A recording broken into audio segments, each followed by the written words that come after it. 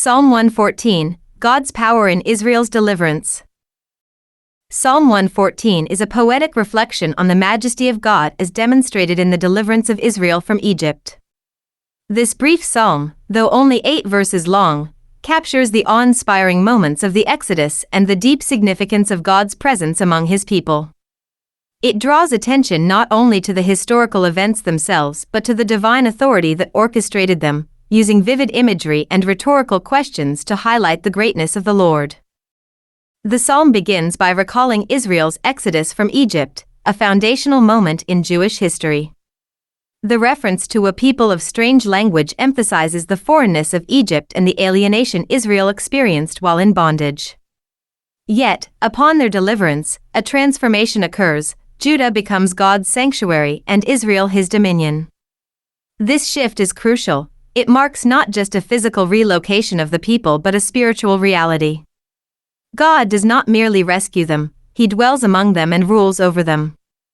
They become His sacred people, and their land becomes the place of His presence.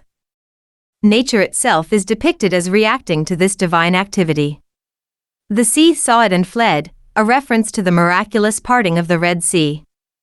Likewise, the Jordan River turned back, alluding to the moment it stopped flowing so the Israelites could cross into the Promised Land.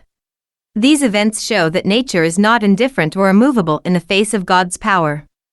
Even the most formidable elements, the sea and a mighty river, respond to His command. The mountains and hills skipped like rams and lambs, a poetic expression that likely evokes the trembling of Mount Sinai at God's presence. The earth, often seen as stable and unshakable, is portrayed as lively and responsive when God is near. The psalmist then poses a series of rhetorical questions. What ails you, O sea? O Jordan? O mountains? These are not meant to elicit literal answers but to provoke wonder and reflection. Why would the sea flee? Why would the mountains skip? The implied answer is clear: because of the overwhelming presence of the Lord. The natural world is not autonomous but subject to the Creator, who causes it to tremble, turn, and move at His will. The final verses drive home the central theme of the psalm: the earth must tremble at the presence of the Lord, the God of Jacob. This trembling is not just fear, it is reverent awe. God's presence is not casual or ordinary, it is powerful and holy.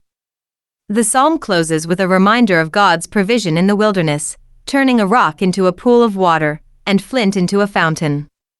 These miracles underscore His ability to bring life out of lifelessness, to provide in the most barren of places. Just as He commands the sea and the mountains, so too can He meet the needs of His people in impossible situations. Psalm 114 is a call to remember and revere. It invites readers to look back at the mighty works of God in history and to respond with awe and trust. The natural world bows to His will, and so should we. His presence is not just a theological idea, it is a force that transforms, delivers, and sustains. In a world that often feels chaotic or unyielding, this psalm is a powerful reminder that God is both sovereign over creation and intimately involved with His people. Psalm 114. When Israel went out of Egypt, the house of Jacob from a people of strange language, Judah became His sanctuary, and Israel His dominion. The sea saw it and fled. Jordan turned back, the mountains skipped like rams, the little hills like lambs.